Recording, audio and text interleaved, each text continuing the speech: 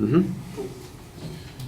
Hey guys, how's it going?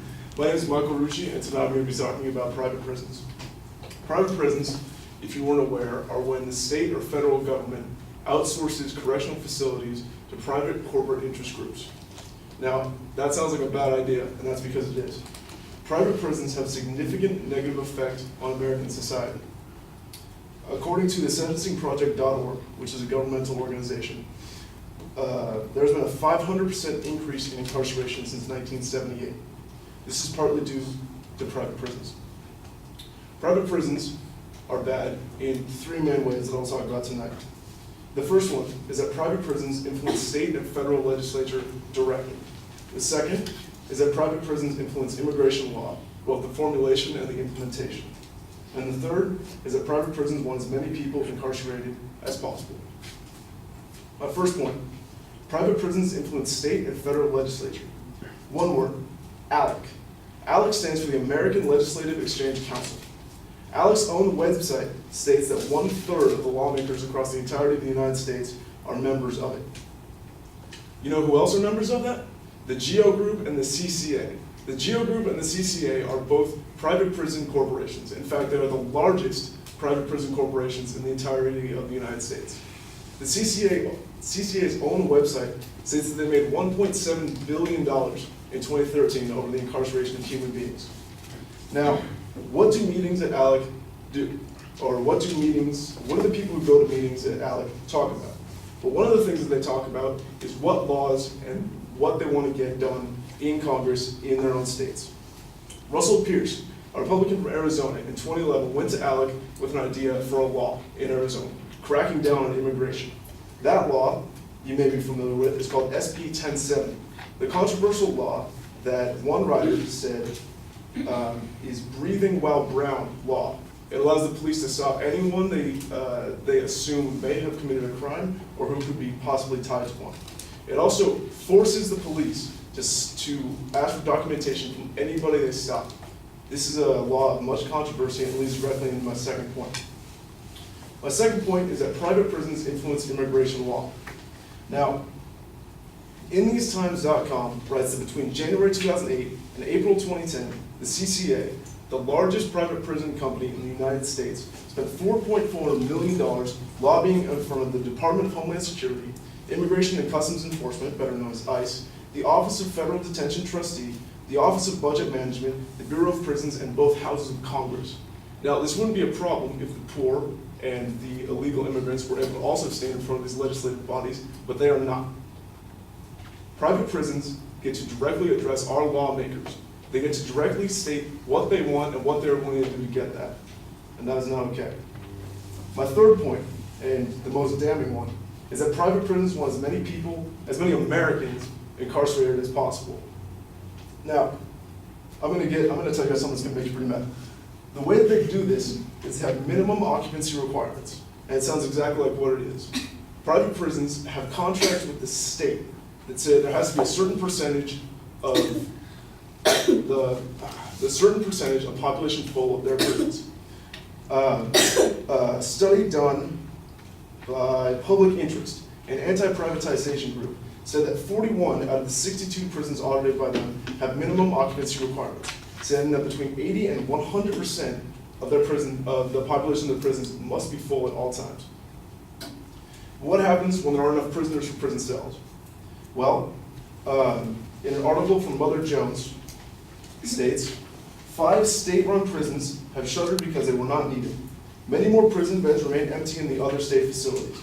If the state chose not to fill those beds because Democratic Governor John Hickenlooper and CCA cut a deal to instead send 3,330 prisoners to CCA's 3 Colorado prisons. Colorado taxpayers foot the bill for leaving these state-run prisons underused. In March, Christy Donner, executive director of the Colorado Criminal Justice Reform Coalition, estimated that the state wasted at least $2 million in taxpayer money using CCA's prison instead of their own.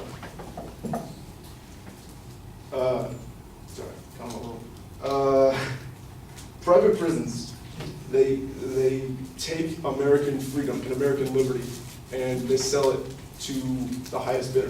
They turn it into a commodity that can be turned into a capitalistic enterprise. They don't care about liberty, they don't care about rehabilitation, and they don't care about stopping repeat offenders. Why would they? That's what makes them money. Thank you.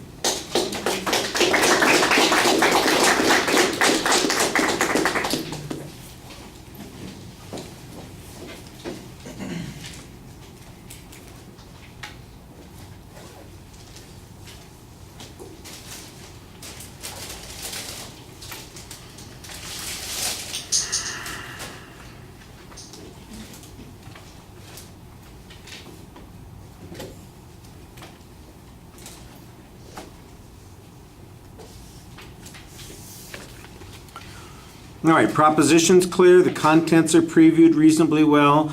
You clearly suggest that there's a controversy going on here. I think that there needs to be a stronger argument demonstrating the influence of these prisons on the legislative process. The purpose, I assume, of the private prisons is to control costs. And on your third point, you're in essence saying that they don't control costs because we have public prisons that are going underutilized. So I think there needs to be a lot more development of that particular argument. The notion that these lobbying groups with the money that you talked about, which is not insubstantial from my point of view. I'd love to have $4.4 million, but the idea that they are controlling the legislatures and the federal government based on that seems a little bit of a stretch. The example of the 1070 in Arizona, I'm not exactly sure why that calls for incarceration, especially if they're undocumented aliens. Then the purpose is to, as they say, deport them or export them. I don't know, whatever Trump is calling it nowadays, that kind of thing. So I'm not sure how that would benefit the prisons that are private in nature. The representative that promoted the law, the fact that he's in the same group, I'm not sure that shows that it's the prisons that moved toward that direction. It might very well be that there were other reasons that the law gets passed. And you do kind of go off on a tangent concerning that issue, so I think maybe you could even focus on that as a separate claim. The argument that they have influence, I think, needs to be, you say the other groups don't get the opportunity to do that. Why don't they get the opportunity to do that? Aren't they entitled to express their points of view? Can't they write letters? Can't they lobby people? You need to explain why it is that the one has the power and the others don't. You just say that the one has some money, but you don't tell us anything about the other side on the argument. And in fact, you're quoting people from the other side of the argument, so I'm assuming that they've got opinions and research that they could present in front of these groups as well. So I think that there's a big inference being made here that needs a lot more proof on it. On the incarceration issue, on the third point, that's really where the cost issue comes in, and I think that you've got a potentially strong argument here, but you need more data about the cost. So the only example that you have is Hickenlooper. I think that's in Colorado, where the Governor Hickenlooper made this arrangement to transfer prisoners to the private prisons and close down the less utilized prisons. And the suggestion that that is not cost savings, you did have the one quote in there that said it cost $2 million to do that, or $2 million more. I think that that's a good piece of information, but there needs to be a little bit more explanation behind it. At the end, I think there's a little hyperbole in your presentation that's very persuasive in nature with your passion, but maybe it detracts a little bit from the argument. So moderate that a little bit. All right, thank you.